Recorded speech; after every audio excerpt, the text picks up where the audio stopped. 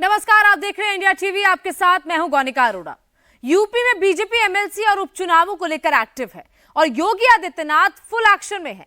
योगी का full focus इस बात पर है कि जो 2024 में हुआ वो अब यूपी में दोबारा रिपीट ना हो। लेकिन ये होगा कैसे, इसके लिए योगी ने अपना होमवर्क पूरा कर लिया है। यूपी में उन चेहरों की पहचान हो चुकी है जिन्होंने पार्टी में रहते पार्टी लाइन के खिलाफ काम किया या जिन पर भीतरघात का आरोप लग रहा है। योगी अब किसी को छोड़ने वाले नहीं हैं। योगी की रिपोर्ट में किस किस का नाम है और जो रिपोर्ट यूपी से दिल्ली भेजी गई है उस पर क्या एक्शन होगा, पूरी डिटेल इस रिपोर्ट में देखिए।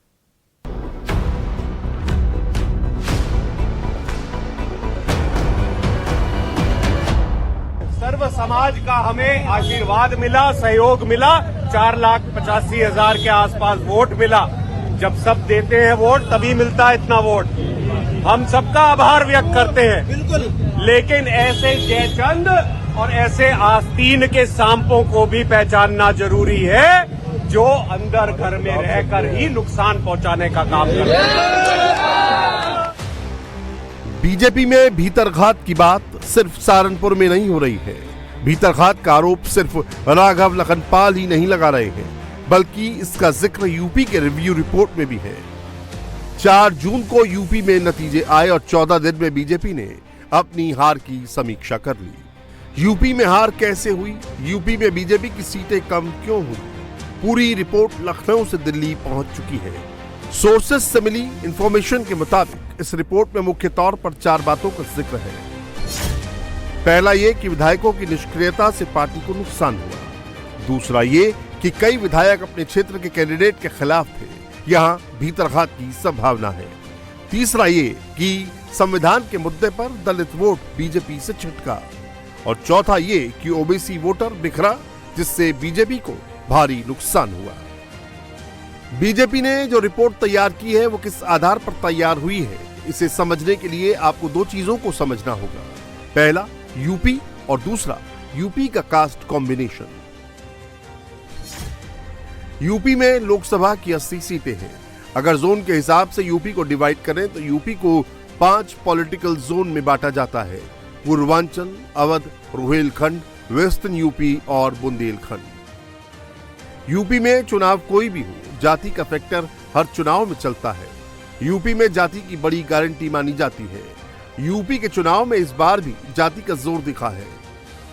जातियों की बात करें तो अगड़ा, पिछड़ा और दलित को मिला दे तो यूपी में 250 से ज्यादा जातियां हैं। यूपी में स्वर्ण 19% है। इसमें ब्राह्मण 10%, राजपूत 5%, वैश्य 2%, भूमिहार 2% और अन्य जातियां शामिल हैं। यूपी में 40% ओबीसी वोटर्स हैं। इनमें 10% यादव कुर्मी, 5% मौर्य, 5% जाट, 4% राजभर, 4% लोधी, 3% गुर्जर, 2% निषाद, केवट, मल्ला, 4% और अन्य 6% जातियां शामिल हैं। इसके अलावा दलित 21% हैं। इसमें जाटव 11%, पासी 3.5%, कोरी 1%, धोबी 1%, खटीक, धनगर, वाल्मीकि और अन्य 4.5% जातियां हैं। बीजेपी जब जीतती है तब भी सीखती है और जब आशा से कम सीट्स आती हैं लेकिन तब भी वो सब परीक्षण करती है। एक मिनट, ये जरूरी, बड़ा अच्छा, बहुत ठीक जगह लाए आप। और मैं उम्मीद करता हूं कि इसको थोड़ा आप विस्तार के साथ बताएंगे। आपने कहा बीजेपी जब जीतती है तब भी सीखती है और हारती है तब भी सीख छिपी होती है।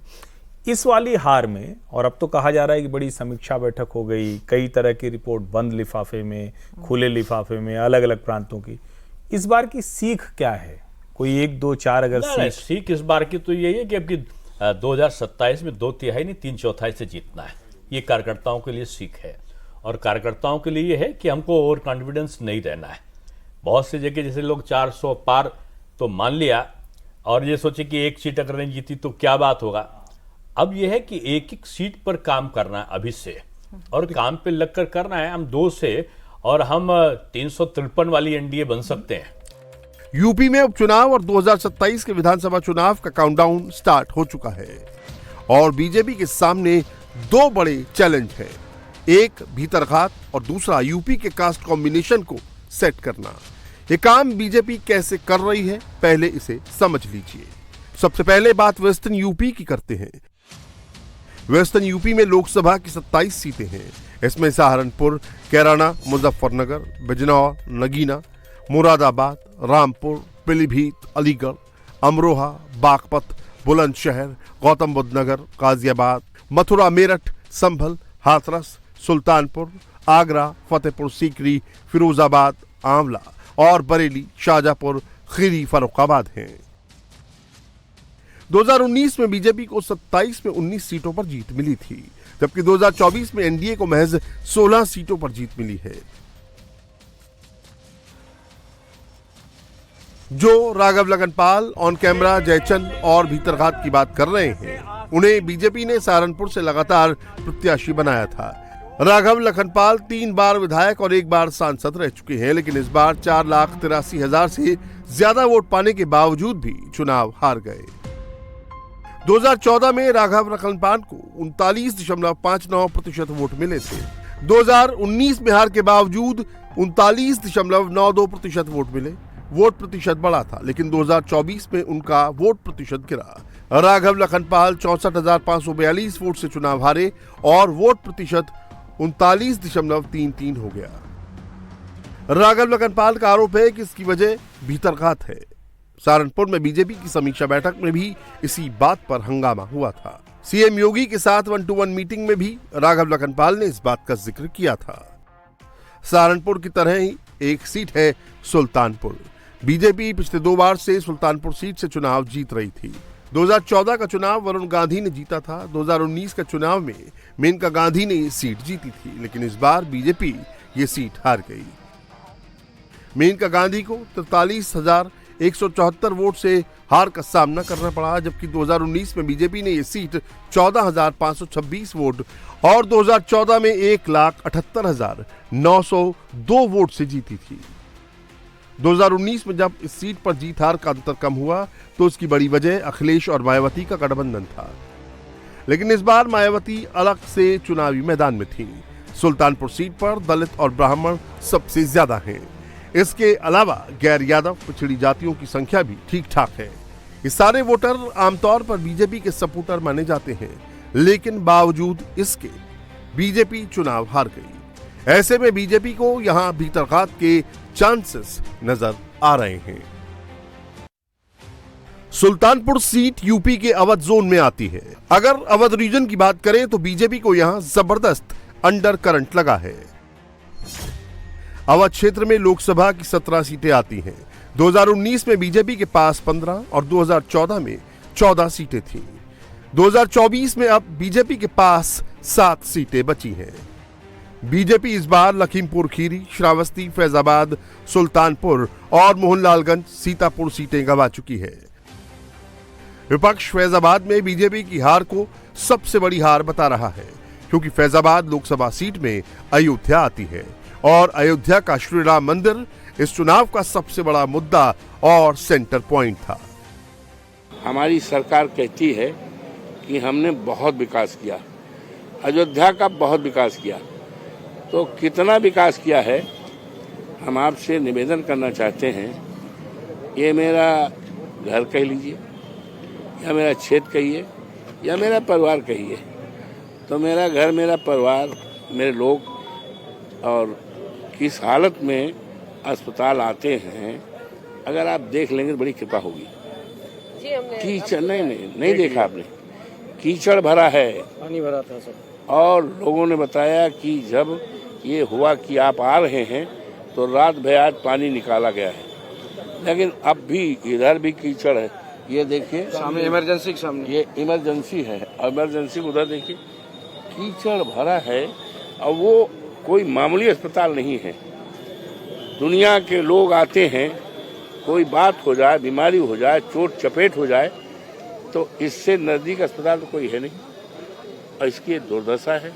और सरकार कहती है कि हमने अयोध्या का बड़ा विकास किया, देश में डंका पीटती है, तो कितना विकास किया है उसको साक्ष्य की जरूरत हमें देने की नहीं है। अखिलेश दिल्ली से यूपी तक अवधेश पासी का चेहरा दिखा रहे हैं।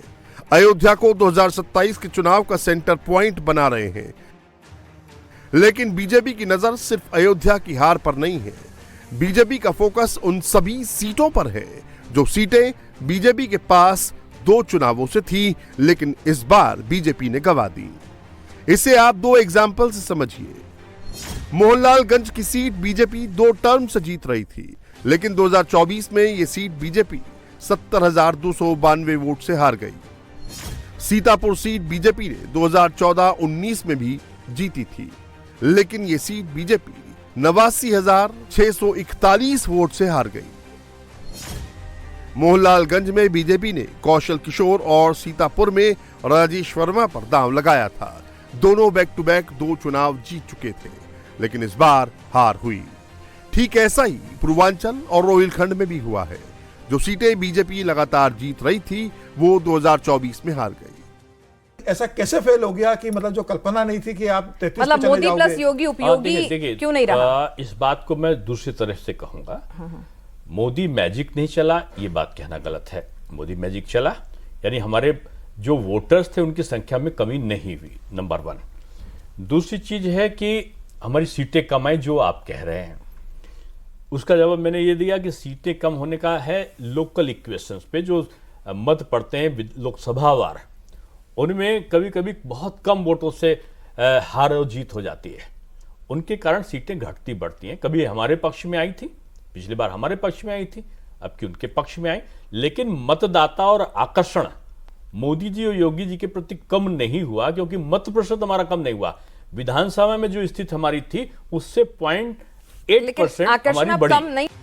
पूर्वांचल योगी और मोदी का गढ़ है, लेकिन इस बार बीजेपी को सबसे बड़ा झटका पूर्वांचल में ही लगा है। पूर्वांचल में लोकसभा की 27 सीट है। 2014 और 2019 में एनडीए ने 20 सीटें जीती थी, लेकिन इस बार बीजेपी को सिर्फ 10 सीटें मिली हैं। इस बार बीजेपी ने पूर्वांचल की इलाहाबाद, प्रतापगढ़, मछली शहर, बलिया, बस्ती, संत कबीर नगर, चंदौली, रॉबर्ट्सगंज जैसी सीट गंवा दी। इसके पीछे एक बड़ी वजह भीतरघात को माना जा रहा है, और बीजेपी ने इन भीतरघात करने वालों की पहचान कर ली है। सोर्सेस से इंफॉर्मेशन मिली है कि रिव्यू रिपोर्ट में 150 ऐसे विधायकों का नाम शामिल है जिन पर भीतरघात का आरोप लगा है, या फिर जिनकी वजह से पार्टी को नुकसान हुआ है। इसमें से 100 विधायक ऐसे हैं जिनकी सीट पर जातीय समीकरण फेवर में था, लेकिन इसके बावजूद भी सांसद को जिता नहीं पाए। अब 2027 में इनका टिकट काटा जाएगा। बीजेपी सिर्फ रिपोर्ट ही नहीं बना रही है, बल्कि योगी ने अगला चुनाव कैसे होगा इसका ब्लूप्रिंट बना लिया है। योगी ने यूपी में बीजेपी कैडर को जीत का मंत्र दे दिया है। जीवन में किसी भी फील्ड में जाना हो, कहीं भी जाना हो, याद रखना परिश्रम का कोई विकल्प नहीं हो सकता है, कोई विकल्प नहीं हो सकता। जीवन में शॉर्टकट का रास्ता अपनाने वाला व्यक्ति कभी भी अपनी मंजिल को प्राप्त नहीं कर सकता है। तात्कालिक रूप से भले उसको सफलता मिल जाए, लंबे समय तक नहीं प्राप्त कर सकता। इसलिए परिश्रम, जीवन में जितना कठिन परिश्रम कर सकते हैं, आज उसका परिणाम आपके सामने आएगा। और जिन छात्रों ने कठिन परिश्रम किया, मेरिट में उनका नाम आया, चाहे देश में, प्रदेश में या फिर जनपद में, ये आपको एक नई मंजिल की ओर पहुंचाने के लिए प्रेरित करती है। बीजेपी पूरी प्लानिंग के साथ आगे बढ़ रही है, और बीजेपी की प्लानिंग देखकर अखिलेश बैकफुट पर नजर आ रहे हैं। यूपी विधान परिषद में 2 सीट पर उपचुनाव है। 2 जुलाई तक इसके लिए नामांकन होना है। सूत्रों से खबर है कि समाजवादी पार्टी बीजेपी के संख्या बल को देखते हुए कैंडिडेट नहीं उतारने का फैसला कर सकती है।